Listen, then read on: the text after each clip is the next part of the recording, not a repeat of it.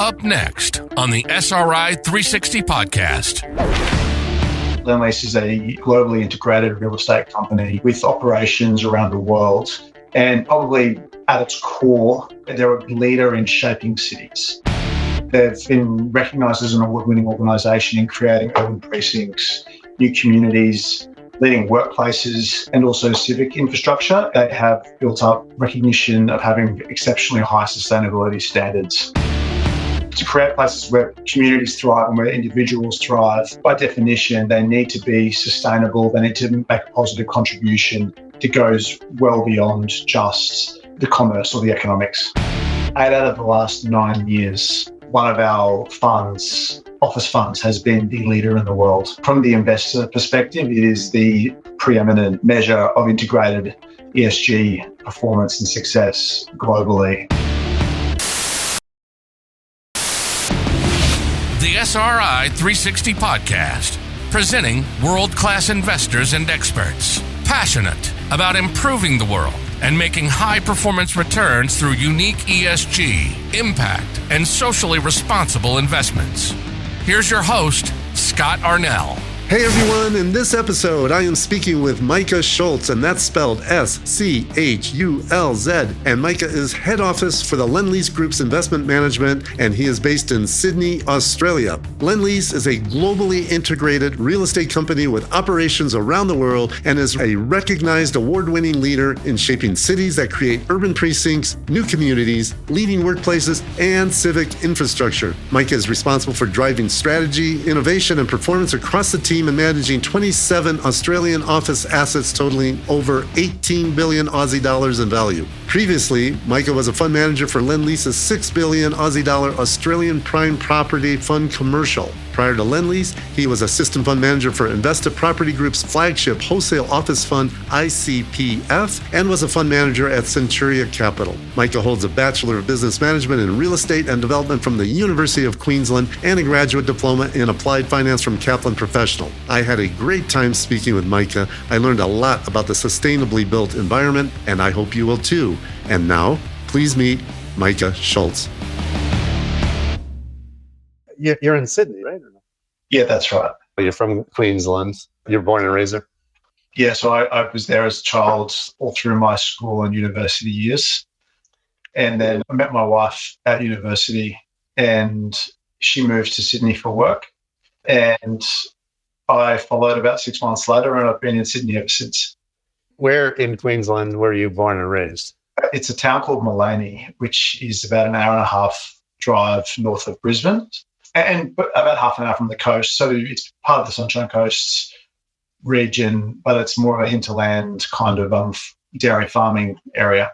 Is your father a farmer? Or? No, we had cows and horses and chickens and all of those things, but it was really just more, I guess you'd call it a hobby farm. But my parents weren't farmers. You went to University of Queensland and you majored in real estate and development. That's right. So was real estate something that you wanted to do since you were 8 years old? Or No, not at all. It was one of those just random situations. In fact, I think I was seriously considering law or physiotherapy, because at the time physiotherapy was the flavour of the month, I suppose, if you had the marks to be able to get into that course. And I think it was somebody who presented at our school who was a physiotherapist. He said to me, "Do not become a physiotherapist. It will destroy your hands." And it's pretty boring. And I thought, okay, thank you. That's good advice. And in the end, it was talking to my dad about options. He suggested becoming a valuer would make a lot of sense. And the reason he was aware of that was because my now brother-in-law, but at the time my older sister's boyfriend, was a valuer. And it was one of those criteria that you look back on, and it's funny how much the way you think about things changes. But at the time I thought, yeah, you get to kind of travel around and get outdoors. And that particular company where he worked had an office on the beachfront. And I thought, can't think of a better option than that. So, yeah. That's for me. That's right. And so in the end, I studied the relevant course at the University of Queensland, which was business majoring in real estate and development. And as it happened, I've never been a valuer. It's just never worked out that way. But that was what sort of started that journey. Somewhere I dug up that you received an award for the highest performing student in the real estate and development major. Is that true? Yeah, I did manage to get some awards at university. So I did my university course. I went and did a short season in Whistler at the Slopes, working there, and came back and thought, oh, wow, now I need a job. And I managed to stumble into a job at Colliers International. I was working as a sales assistant to the sales team and also doing some of their research. And so I was at Colliers for a few years. I dabbled a little bit in sales myself towards the back end of that. And then I moved across to a company called Trinity, which is no longer actually in existence because there's been a few M&A activities in the interim. But my boss at Colliers pulled me across to Trinity, and I worked there. And in fact, it was that boss who was the first person who mentioned being a fund manager to me and said, that's something you should think about. It's a really good career, really interesting. I think you'd be good at it, blah, blah, blah. And I thought, oh, okay, what's a fund manager? I guess I've sort of just gradually been working my way towards that role. So then I moved to Sydney and I worked for a investor property group in Sydney, and I went back a second time there working in the funds management space. I had a back in between where I went to Centuria as a fund manager. That's a real estate group, and they've grown really rapidly over a number of years now. They're a very successful organisation here in Australia. They're more focused on syndicate type of capital, so more high net worth mum and dad investors, but not exclusively. They've got a range of clients and different sort of pools of capital and different types of funds. And they've actually acquired some other businesses recently. In essence, when I was there, the primary focus was smaller syndicates, in some cases, single asset syndicates for mum and dad type of investors. And that's the first time you actually managed a fund. Actually, it looks like you had multiple funds there. Is that right? That's right. I had multiple funds there. So, but back when I was an investor, I was an assistant fund manager on a smaller fund. But Centuria was the first time I was the primary person responsible. But then you moved back to invest not too long after being at Centuria. How did that come about? An opportunity came up on what is their flagship wholesale office fund. And I really found that was the segment of the market that most interested me. I enjoyed working on probably the really large, prominent assets in the market. I enjoyed being a part of that dynamic and having a broad portfolio where you've got assets around the country. And it sort of felt like the right opportunity for me. So when that came up, it was too hard to say no to that one. And then after about 4 years, you ended up landing at Lendlease, which is where you're at now. How did that come about? Yeah, that's right. An opportunity came up I was an assistant fund manager on the flagship fund at Investor. An opportunity came up to become the assistant fund manager for APPF Commercial, which is Lendlease's flagship wholesale office fund. So quite a similar fund. A couple of things that really got me interested was I saw the scale of the Lendlease organisation and the wide array of potential career opportunities that could unfold in an organisation like that over time. It's an organisation that has a global presence. It's got a whole range of different parts of its business, which makes it a really vibrant, dynamic organisation. And I was also really quite drawn to elements of the strategy for that particular fund that were articulated to me by the fund manager at the time, Scott Mosley, who's still my boss today. In particular, the strategy focusing on what we call connected precincts. And connected precincts is a really prominent part of our strategy still today. And it really resonated with me, this concept around, instead of just focusing on individual assets that are, of course, high quality, it's looking at how you can actually have a critical mass in a certain part of the CBD where you can control the ground plane, create an experience that spills out beyond the walls of the building itself, and having it linked into things like transport infrastructure, access to nature or green space was another key pillar of the strategy, things like that. And in fact, the ability to actually almost make your own market. So you can take and Lendlease's Barangaroo project is a great example of this. It's a very prominent example of this. with their urban regeneration strategy and capability. You can take a segment of a CBD that perhaps is not considered to be the best part of that CBD at the time.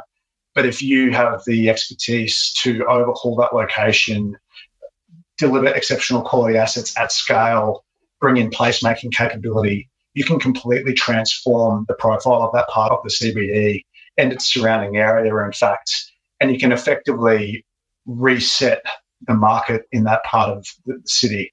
And there's a great value accretion that you can drive out of being a part of that journey. You came on as the deputy fund manager, then you became the fund manager. And then I think you managed the head office for the entire investment management business in Australia. Yeah, that's right. So that's a great privilege to have that role. And it's head of office for our Australian platform. So it's about $18 billion of office assets. We're going to get into how sustainability is a big piece of Lendlease's activity. But when did you begin to see sustainability becoming part of the conversation? And what was the genesis of your personal transition into sustainability investing? I mean, how did that come about for you personally?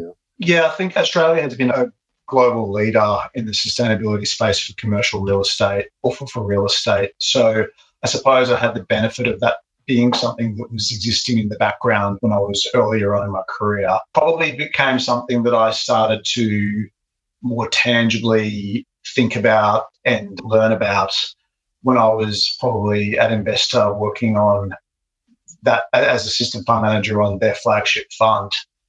And Investor was quite involved and an early leader in the sustainability space as well. And so just naturally through the course of looking at our assets, you talk about NABERS ratings, you talk about capital initiatives that you're rolling out, and you look at the impact from a sustainability perspective as well as an operating efficiency and return perspective. It's one of those things that just sort of gradually built up. And I was aware when I was an investor, in fact, one of the things I was aware of was that Lendlease fund kept winning the global real estate sustainability benchmark.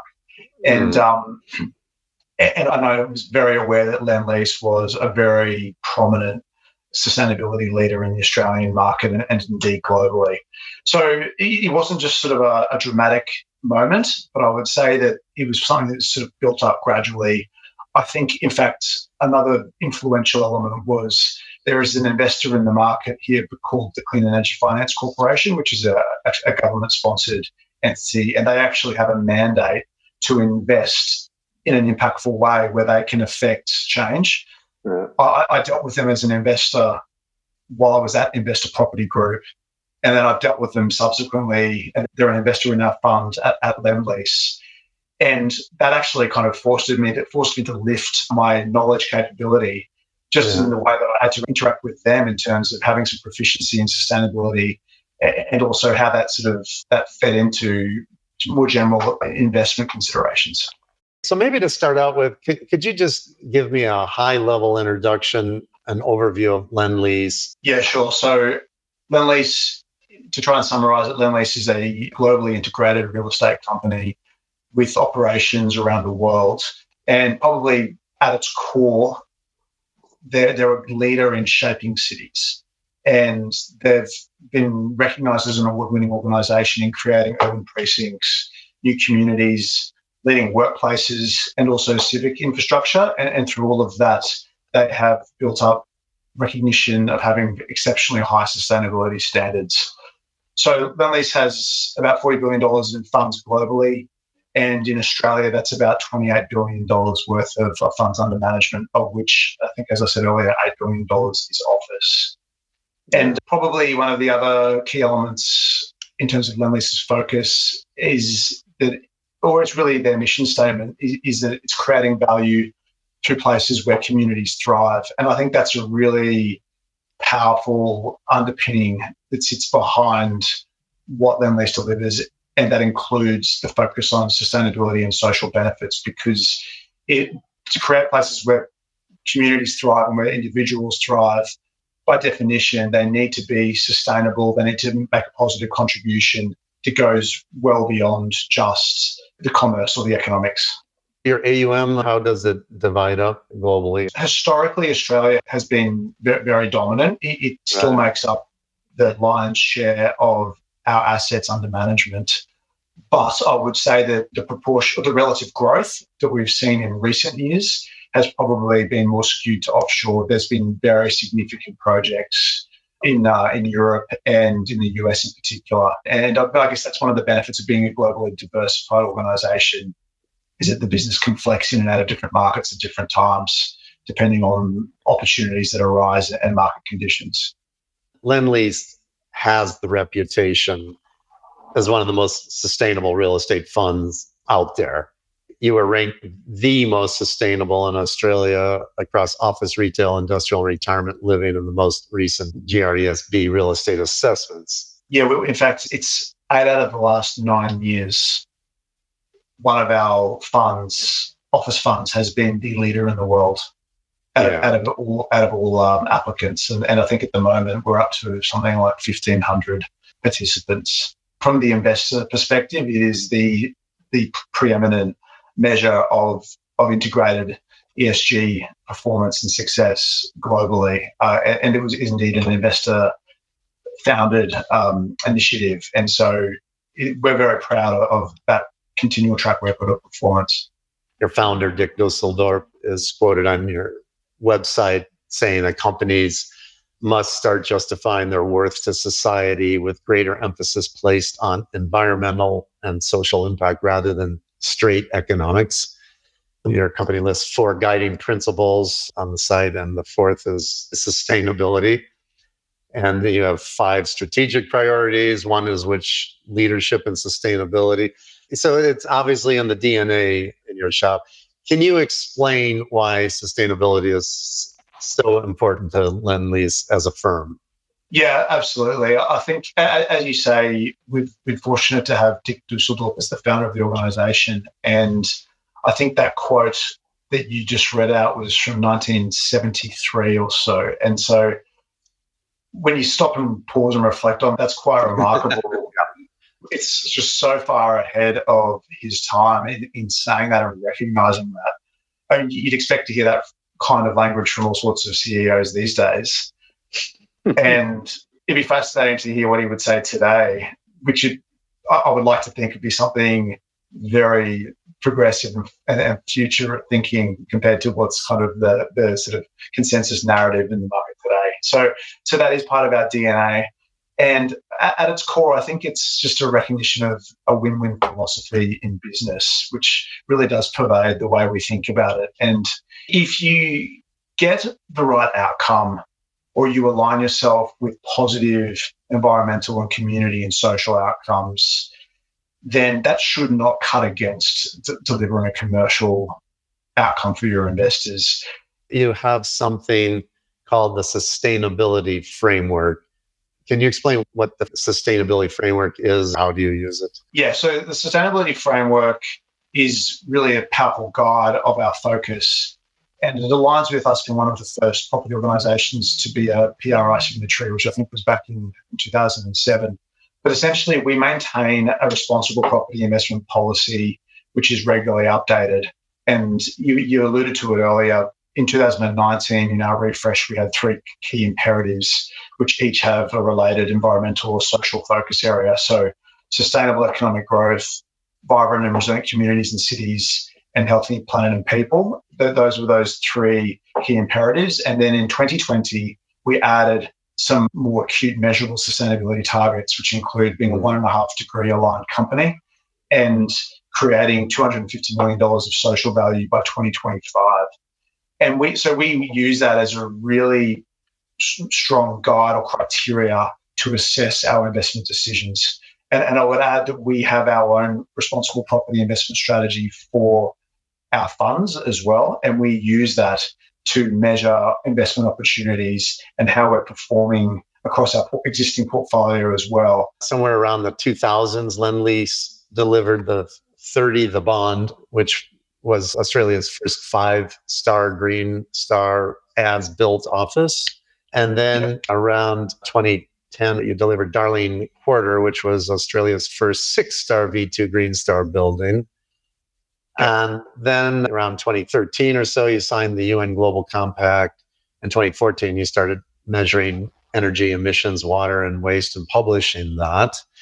It seems like prior to 2014, Lendlease's sustainability actions seemed to be specific to individual developments, but it seemed to be company-wide after that. Is that true? And what triggered that, if it is? I think Lendlease saw individual development opportunities as being the most effective ways to push the boundaries on sustainability performance and really lifts the market.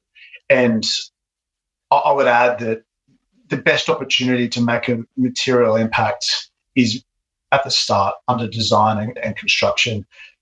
And so that is an appropriate area of focus because it's very difficult to retrofit compared to the outcomes you can achieve if you get it right from the beginning. So that focus on individual projects was a really powerful way to move the market forwards. But we have, as we've evolved, we've recognized that we have a significant portfolio of existing assets and there are a whole host of opportunities to lift their performance. And we were the very early mover. In fact, I think our baseline that we've been measuring against in terms of our carbon emissions and our water and usage and waste is a 2008 baseline. So that was really the point at which we started measuring our improvements. And so we had some very early wins there. And we had also found that you do get a lot of diminishing returns on some of those conventional upgrades because that low-hanging fruit's the easy wins and it just gets progressively harder from there. Have you found that sustainability, rather than being antagonistic to returns, actually drives increased risk-adjusted returns? Are commercial tenants willing to pay more for buildings that have achieved higher sustainability ratings? And do tenants actually care about the sustainability of their buildings, which I guess would result in a premium offering that drives increased risk-adjusted returns? Or has sustainability become, for lack of a better word, table stakes for major developers and new buildings? Yeah, it's a complicated answer to that question because it's probably a little bit of column A, B, and C there. It's a prominent question in terms of what is the value or return impact from sustainability features in an asset. And unfortunately, it's a difficult one to isolate as a sole driver of value because it's typically highly correlated with asset quality in general. And earlier on in the piece, I would say that correlation was particularly acute, i.e. it was often brand new premium grade developments that would have clearly leading sustainability credentials, and it's hard to sort of isolate, well, what's the driver of value there? Is it the sustainability credentials or the other features of the asset? And in terms of table stakes, you're right. In the space in which we play, which is very high quality real estate, it is more or less table stakes. It's a ticket to play. And that's probably one of the ways to look at why it's important from a marketability and leasing and performance perspective is it's almost like that reverse screening. You have a lot of tenants or tenant reps or indeed investors on the capital side who aren't necessarily overtly applying a premium for sustainability, but they're certainly going to take an unfavorable view on an asset if it is below expectation. So what one lens in the near term is probably approaching from that perspective. But what I would say is we're seeing increasing momentum year on year in terms of emphasis on sustainability. And as you've seen probably in the broader conversation globally at the moment, it's accelerating dramatically. Politically, it's accelerating dramatically in terms of the interventions being made by various governments around the world. It's accelerating dramatically. And I think that's happening in real estate as well. You're seeing investors who are more overtly actively focusing on only the most sustainable assets.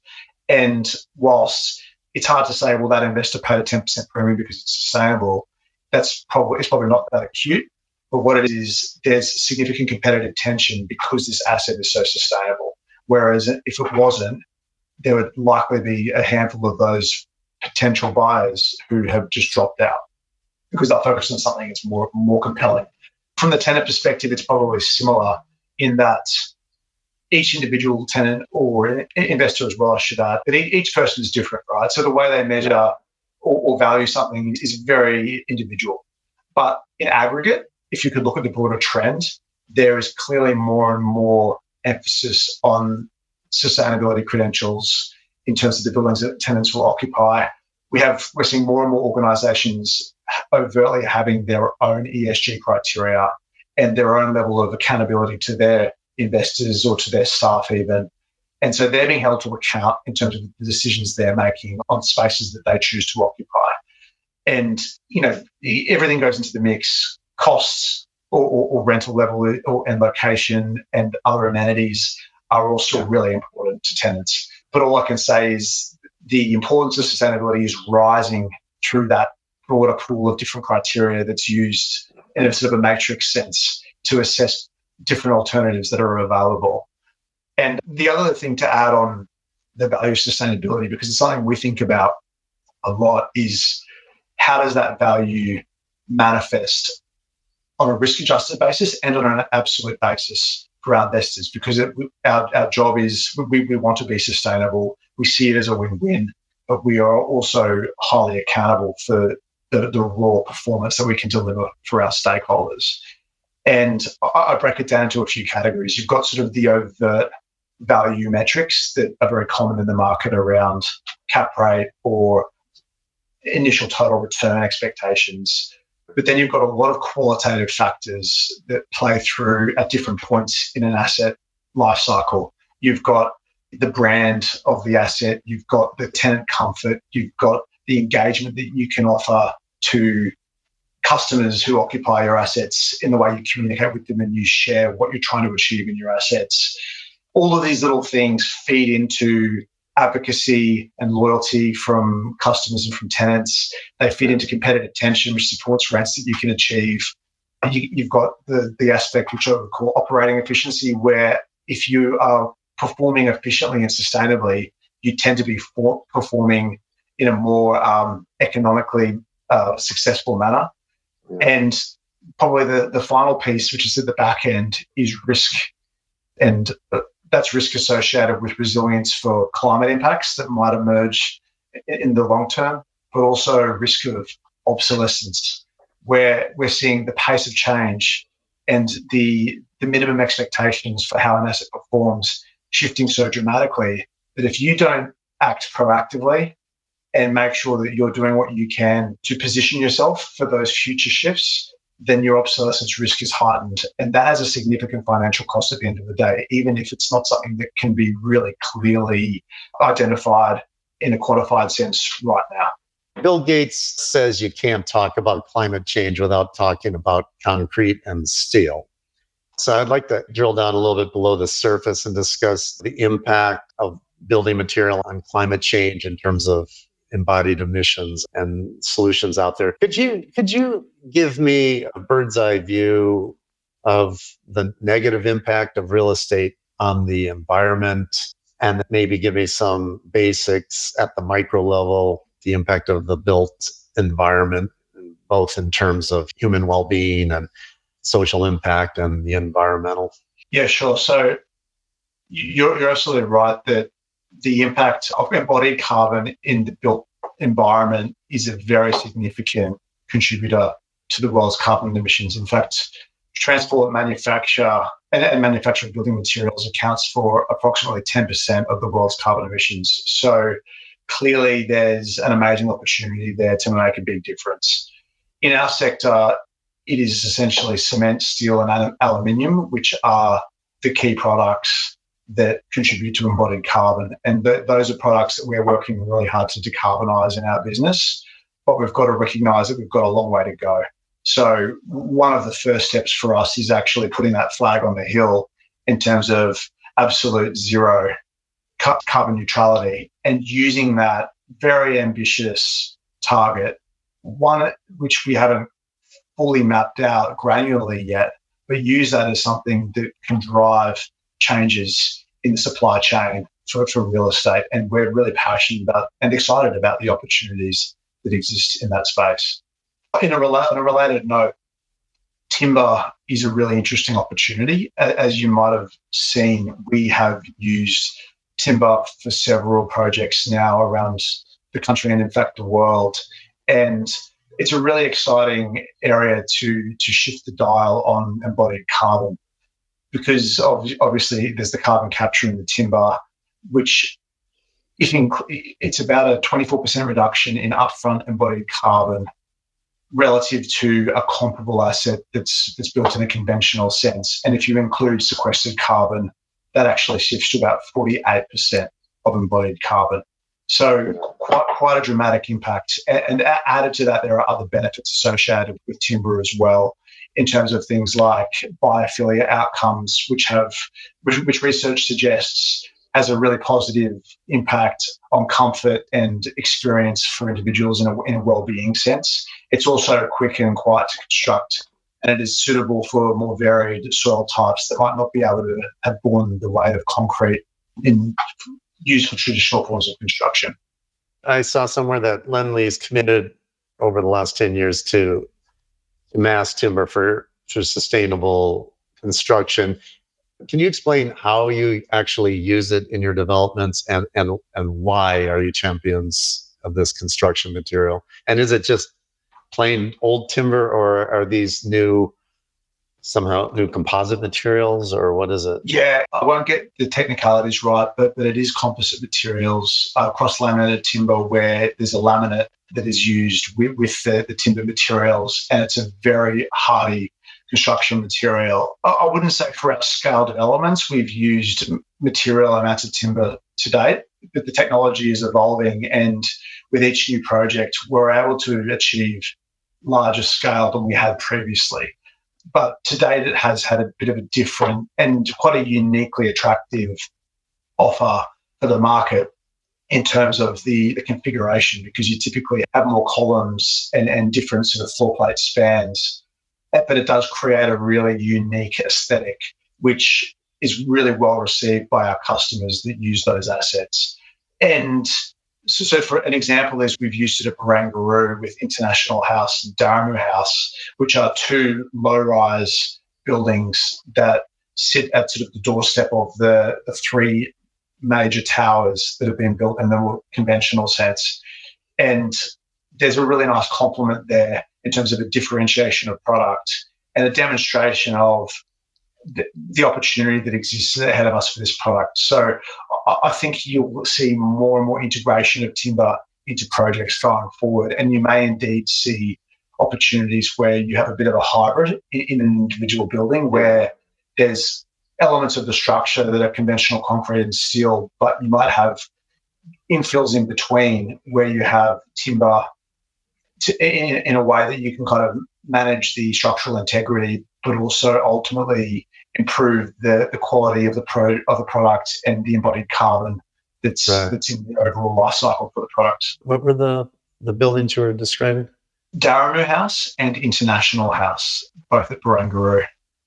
Okay. We also have a project in its library at the Dock in Melbourne, and we also have one at Kingsgate in Brisbane, which is our RNA Showgrounds development project. Do you really see mass timber as being a real challenger to concrete and steel in the decades to come, given how utterly incumbent it is? I think it's one of the largest used material. I think it might be second in use after water.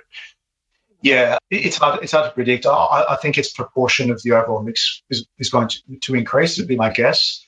But I'm not going to call the end of concrete and steel for projects. I mean, we have other imperatives around. We've got densification of cities, and there are positives that come with having well considered density in the right places, and that leads to an assumption that there will continue to be high-rise developments and other dense projects, and so I wouldn't expect, based on what I understand today, that we would see those suddenly completely shift over to being timber products. But there are also phenomenal innovations in carbon capture in concrete, for example, So I'm confident there will be a range of tools in the arsenal to make a material difference in terms of the carbon that sits within projects, and that doesn't necessarily require us to completely shift away from concrete. Are you a big fan of mass timber because you see that as the only real pathway to net zero? Because the concrete and steel industries have made their own statements about how they intend to reach carbon net zero, or are these circumspect, or are you cynical, or are you impatient? Well, I guess the key thing to say is it's a journey and we don't know where it will take us yet. The first step is a clear purpose and intent. And I would say I'm also an optimist in terms of what technological innovation can achieve. I think we've seen profound changes when you look back over a relatively short period of time. And that trajectory, I think, actually means that we have the ability to be cautiously optimistic in terms of what can be achieved in terms of achieving absolute carbon zero outcomes over the kind of horizon that everyone's talking about. So for Lendlease, it's 2040 where we have a commitment to be absolute carbon neutral. So we will have to really seriously be looking at what that pathway looks like over time. But I am confident we'll find a way to get there. Could you just walk me through like your fund structures, and then what is your investment strategy? I'm certainly most familiar with Australian office, so I'll probably be heavily referencing that. So at a high level, our funds tend to be flow-through trusts that we manage on behalf of our investors. They range from pooled funds, which tend to have many investors, through to more concentrated clubs, or in some cases, direct mandates for a single large investor. These, in general terms, tend to be Australian superannuation funds or global pension or sovereign wealth funds. And that they're all, in our case, in our experience, for the kind of profile that we deal with, very focused on high quality real estate, long-term returns, and returns that they're plugging into part of their broader diversified investment allocations. To talk to our investment strategy in the office sector, let's probably break that into two distinct elements. There's firstly the locational and physical attributes that we're looking for, and then there's more of the soft asset management, operational, or sort of people layer that sits over the top.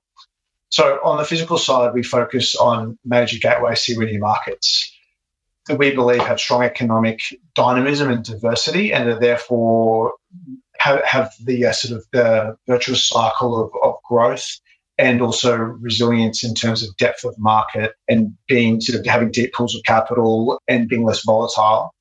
These major gateway CBD markets also have clear agglomeration benefits, which we think are a really powerful force that has driven the growth of cities over the long term and will continue to drive ongoing success due to the way that those agglomeration benefits translate into economic advantage and also experiential outcomes for users.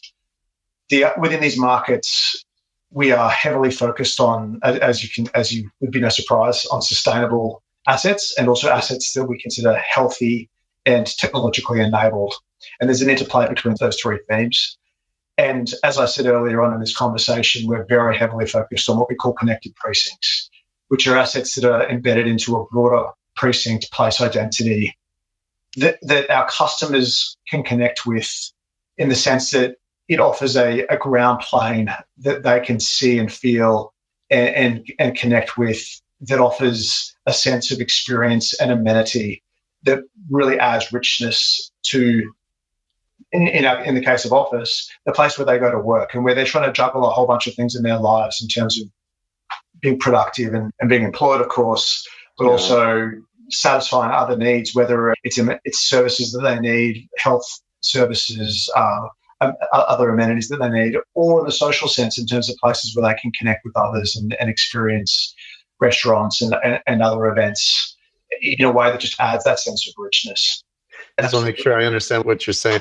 Maybe just give me an example of what you mean by this connected precinct.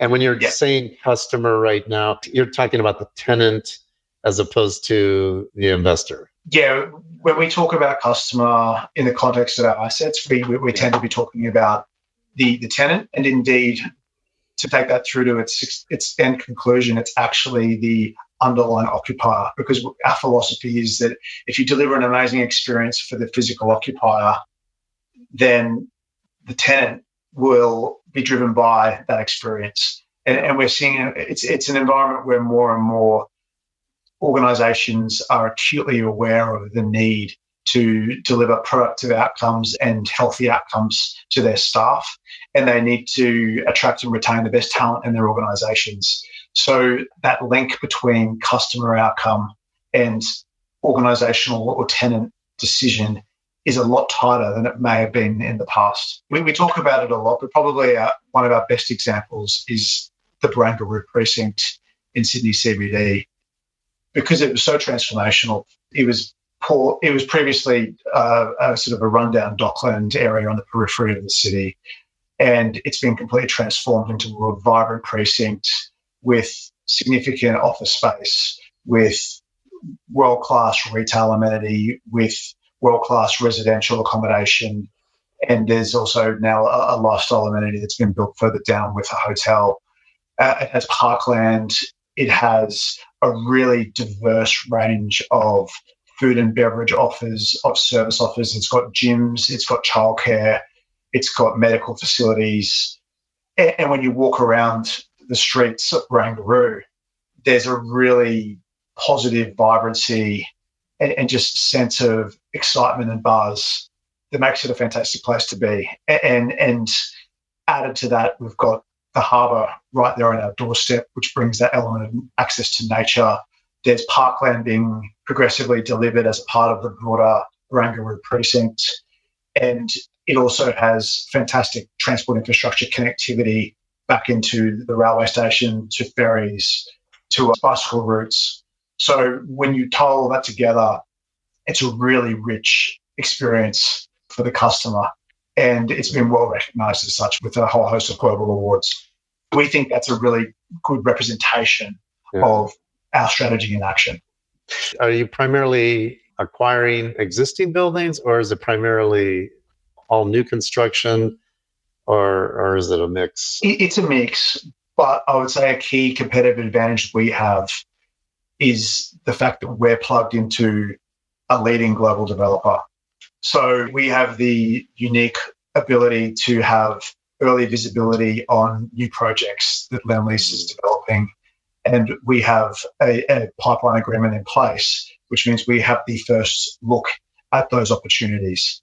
And so that means that we have had a high proportion of our portfolio come out of the Lendlease pipeline, but we also have other assets that we've acquired on the market on a number of occasions.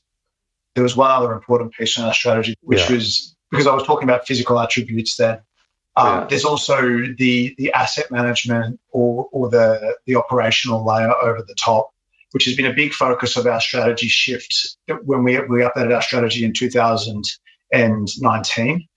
And in a nutshell, that's creating a leading experience offer for our customer. So it leverages the physical attributes, but it's the way in which we curate an experience. We use technology to communicate and to facilitate different levels of service and experience. And also there's the other key pillar of our strategy, which is authentically demonstrating a positive social impact, which is really important because it picks up on our long-standing success in what I would call traditional sustainability leadership. But we've tried to build that out into a broader social impact focus. And also our mission we've set for ourselves is to find ways to make it more relatable to the end customer, because the industry can be full of jargon and acronyms. And that's great for experts who understand what it's all about, but it's a bit mind-boggling for the end customer, and I think their eyes can kind of glaze over, or they could perhaps be a bit cynical. So our focus is on ways in which we can really connect with them on a personal level that they relate to. And I think you can talk about that in the context of health, and that's healthy planet, healthy people, healthy communities. That resonates with individuals. It resonates for them personally, what they care about for themselves, and it also resonates for what they care about in terms of their immediate community is something that they feel strongly about.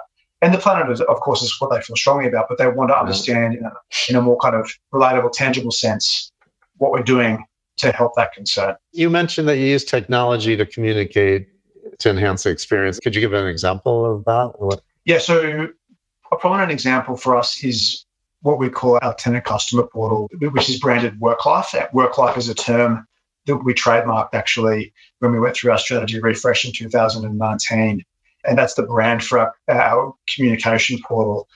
And essentially what that is it's an app and a website and it's just email. So it's quite conventional communication, at least superficially, that provides a really rich service offering for customers. So you can talk about great offers, services that are available to them. They can use it as a way in which they can book space for free yoga sessions. There's also capability to integrate it into access to our assets. So a plan that we have is to actually be able to use it as a sort of a one-stop pass to get into the building and to get into your tenancy, which actually happens to also tie in nicely with a heightened emphasis on touchless access in a post-COVID environment. And once you have customers utilizing that software and you've got a really strong line of communication to them, there's a whole range of additional services that you can provide over time. So it's a platform on which we can continue to build and evolve to deliver something really powerful to our customers. So that's just one example. Getting to your question on our acquisition and screening process, it can go as sort of deep or as high level as you would like, I suppose. But essentially, we have clear elements of strategic criteria tied to our strategy, and we assess all of our opportunities against those criteria.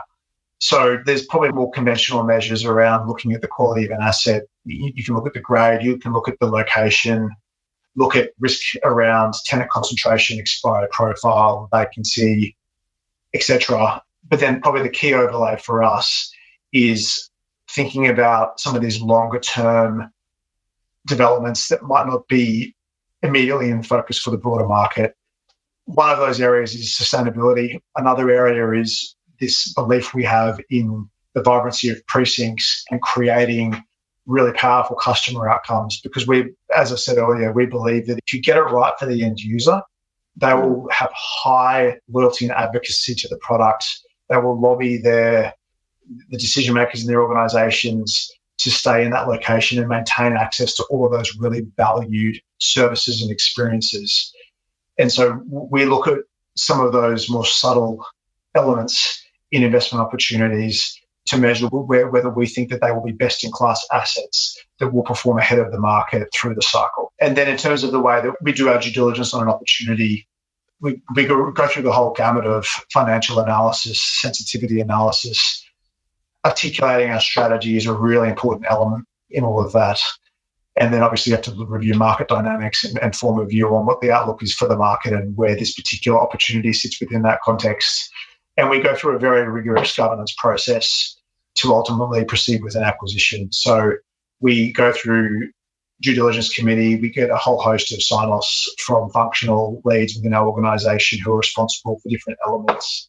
We need approval from our board, which is majority independent. So there's a strong level of independent governance oversight there. And then we also need approval from our investor review committee, which is a committee of our investors that largely represents some of our largest investors, but also has positions that are voted upon by the broader register, so that you have representation from other investors in the register as well. And we also have 2 independent members on the investor review committee. So we've got those 2 key final approval screens that need to consent to any acquisition before we can go ahead with it.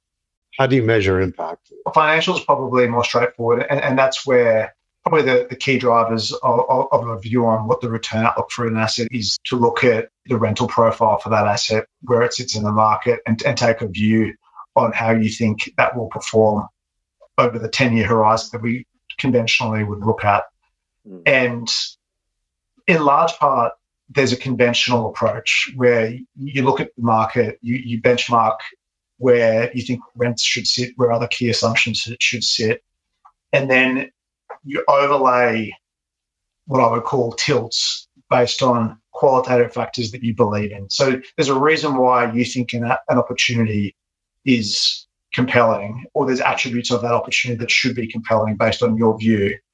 Then what our challenge is to find a way to convert that into assumptions that actually flow through to why we believe there's a level of return outperformance, and therefore this is a worthwhile place to allocate our capital. Having said that, we also recognize that it's very difficult, or it almost kind of becomes too cloudy to try and quantify every single thing, because you can get tied up in knots with a whole host of complicated assumptions. So you need to have a qualitative overlay as well. And that's where we talk to drivers that we think will manifest over time, not necessarily just picking a particular point in time where that might happen, but there are trends where if you take a long-term view, can start to become almost self-evident. And I think it's quite common for those to be ignored because everyone gets so caught up in the short term. But if you can kind of take a step back and look at some strong structural themes and have conviction that at some point in time over your investment horizon, they will come to the fore, then you can highlight where you think there will be scope to outperform the baseline that you've articulated already. So that's probably gives a bit of a flavour on the way we look at those broader financial assumptions. And then as it relates to ESG, we have a whole series of criteria, and we have functional experts in health, safety, sustainability who review and provide sign-off with our latest targets. That includes pathway to net zero and pathway to absolute zero. So we don't have to say this asset that we're looking at will be absolute zero, but we need to have an understanding of what the impact is going to be on our broader portfolio, what the impact will be on our broader mix of neighbours ratings, for example. And to the extent that we might believe that asset could be deficient, that isn't necessarily a reason not to buy it. It actually could be an opportunity, so long as we have identified that there will be opportunities to lift that asset in a way that's complementary to our broader portfolio and will take us on that journey of where we need to get to in terms of our longer term aspirations. What is your average hold period? We certainly buy for the long term. All of our investments we intend to hold for at least 10 years. Obviously, things can change, but that's the basis on which we enter into acquisition opportunities. And I would say the majority of our assets we certainly have held for longer than that period of time.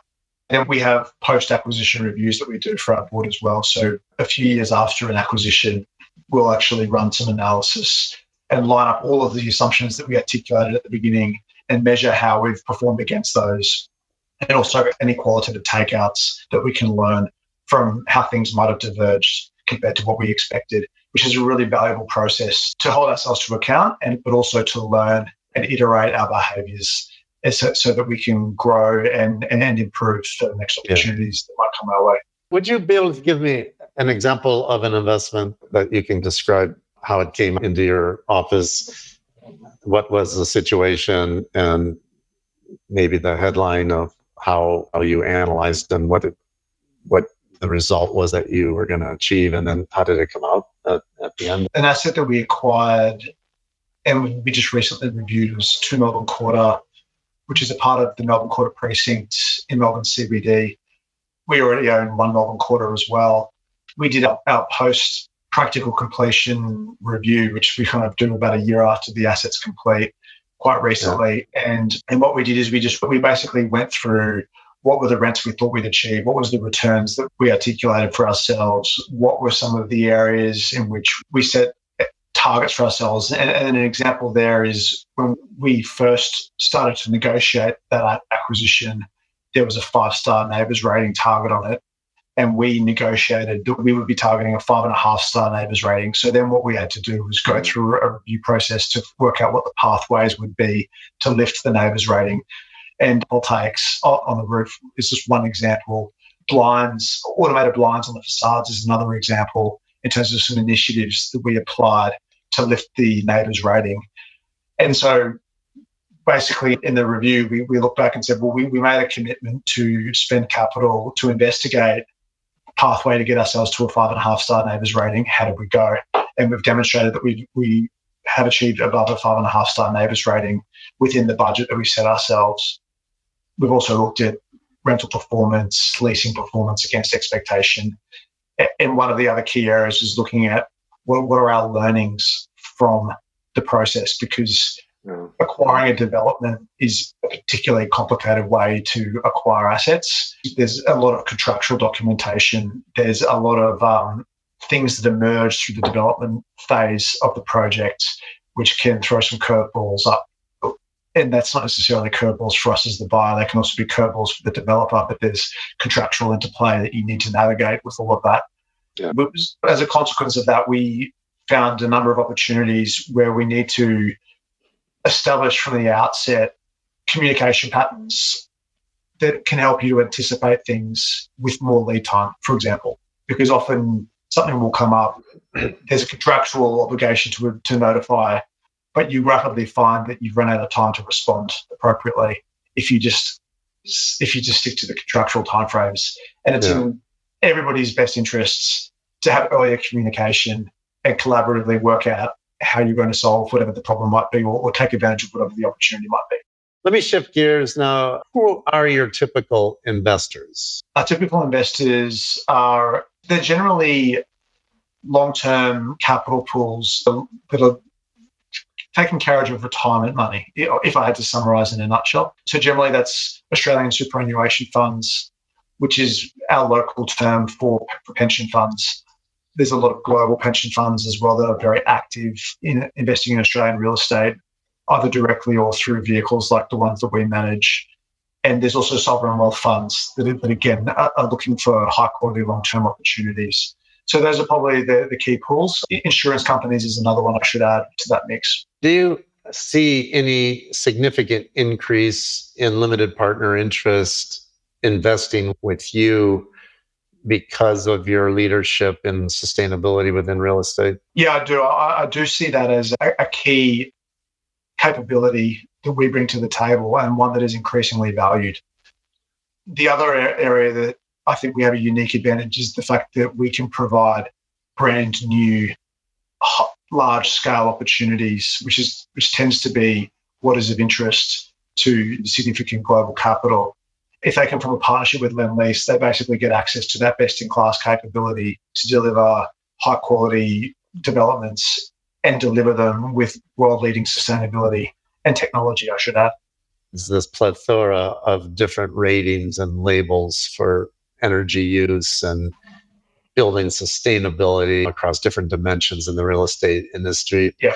Is this unhelpful to the industry? Is it confusing for consumers and tenants as well as the underlying investors?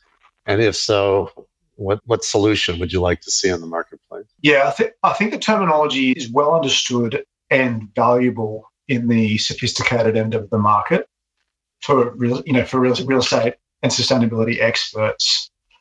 But as I said earlier, there can be a lot of confusion for underlying customers who just see a lot of jargon and acronyms. So I wouldn't necessarily advocate, well, I don't think there is an easy solution to suddenly kind of moving away from jargon and acronyms, because it's a very dynamic, complicated space. It's par for the course, really. That said, I think it is incumbent upon us to find ways to articulate in layperson terms what we're trying to achieve and why it matters in a way that customers understand.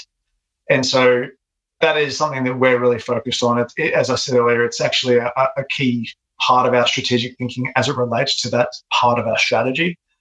And we just need to find ways to connect with customers, to share information with them in a way that resonates for them and makes sense to them. And that's where I think kind of just cutting it down to that bare bones, healthy outcomes for you, for your friends and family, for your community, for your planet, everybody can relate to that. And then you just need to find a way to kind of translate the jargon into what it actually means in practical terms. Does it continue to contribute to greenwashing? Yeah, I don't see greenwashing as a big issue at least in our space, because our sector is hyper competitive on ESG.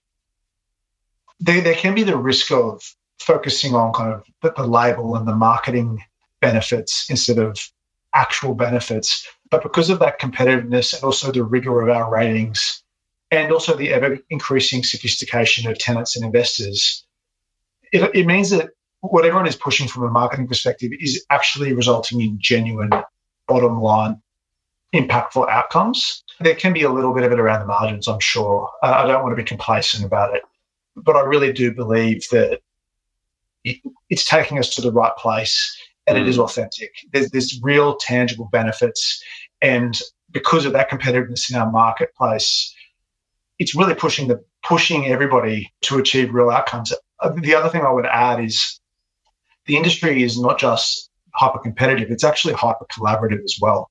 So across, most major real estate organisations have a team of sustainability experts, and those experts have their own forums where they connect regularly. And so there's phenomenal sharing of information, and there's participation in working groups and forums, all with an effort on how we can advance ESG and sustainability measurement and verification efforts, such as ratings and certifications. So that's all serving to support the integrity of the certifications, which ultimately means that greenwashing is minimised. That's encouraging. It sounds like you feel like there's little risk of relabeling. Is that because of the nature of real assets? Yeah, I think perhaps it is, because at the end of the day, we have such tangible ways that we impact our ratings or our certifications.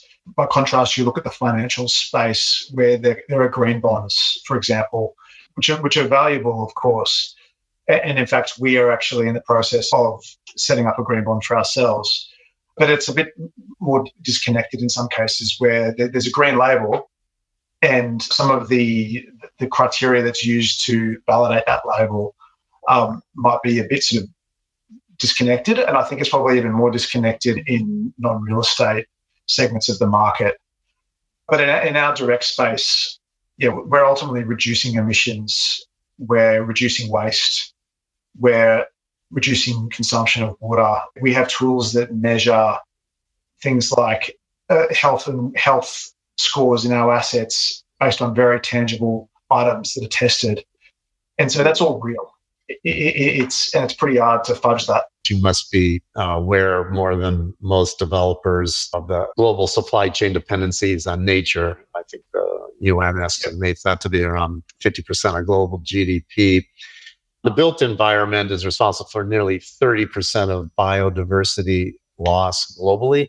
What do you think the built environment industry needs to do in order to achieve that?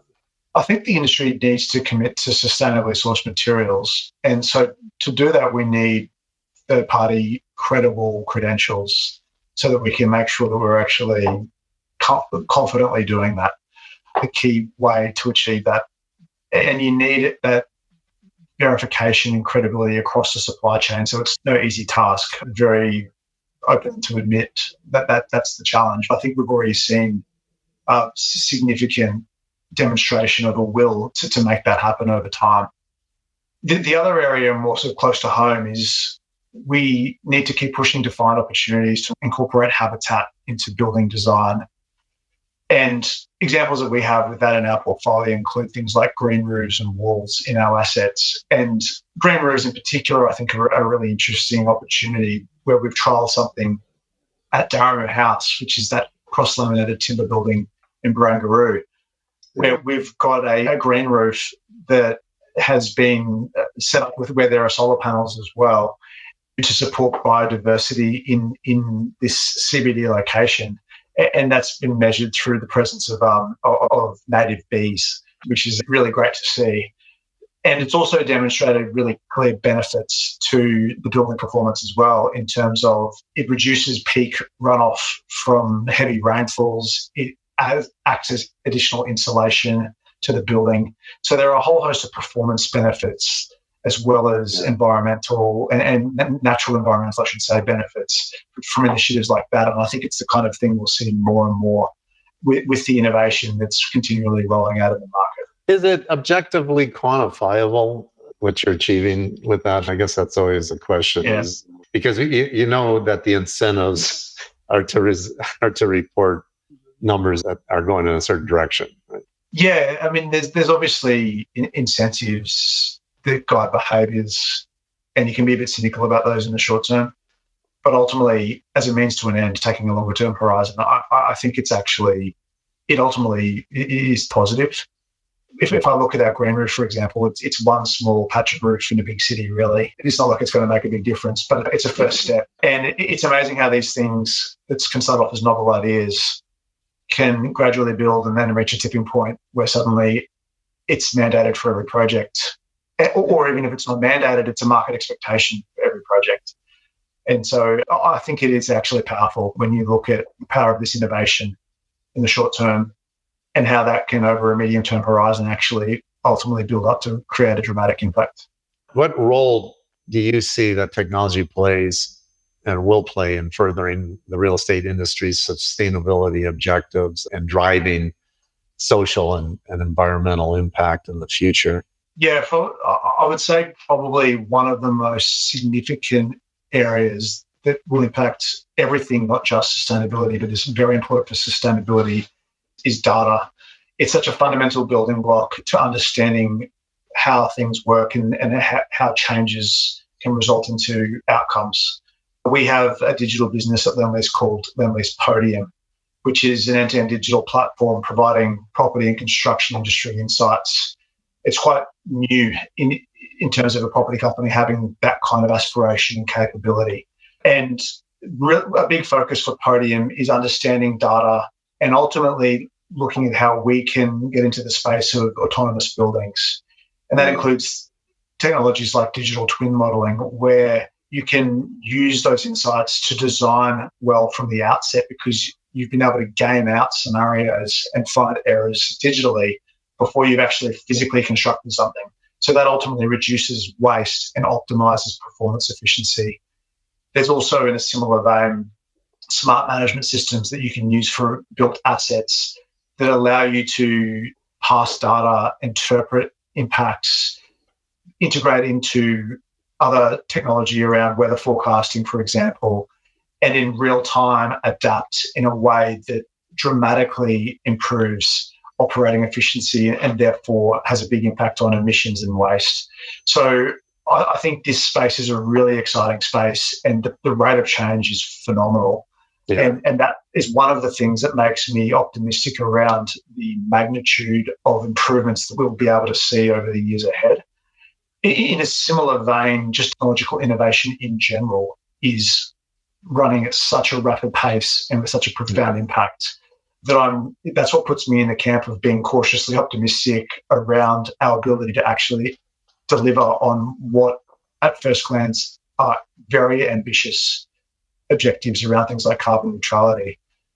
If we look at on-site renewable energy generation and battery technology as an example, you look at the gains in efficiency and performance, you look at the dramatic reductions in cost curves, that is going to have a phenomenal impact on buildings' ability to actually be carbon neutral and effectively go off-grid if they needed to. And then added to that is this significant trend around electrification of buildings, which in conjunction with what I think will be a large acceleration in greening of the grid. When you put those two things together, that will have a profound impact on the performance of our assets from an environmental perspective.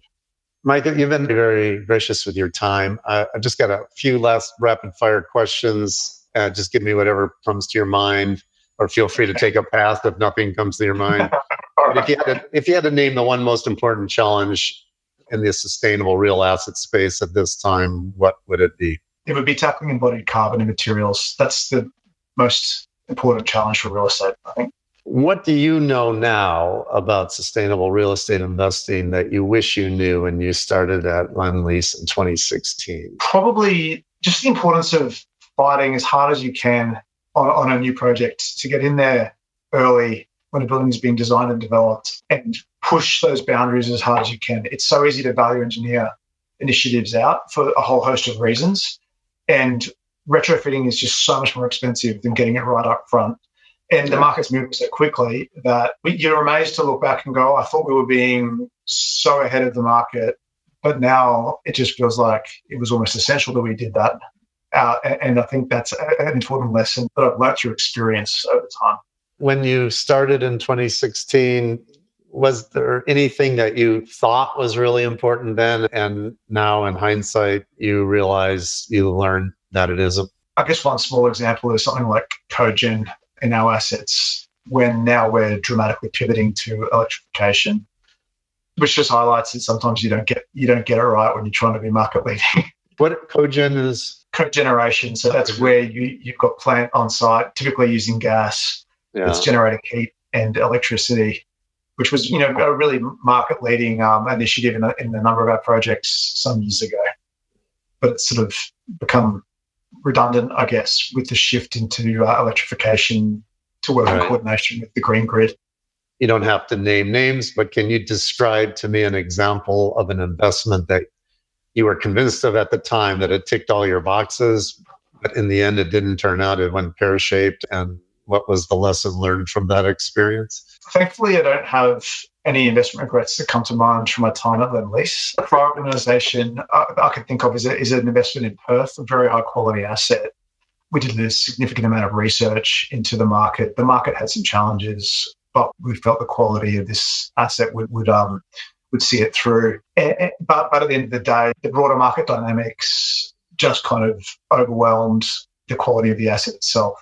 And it just highlighted that you need to be kind of pragmatic, I suppose, in terms of looking at the broader picture. Quality matters, but broader market context matters just as much.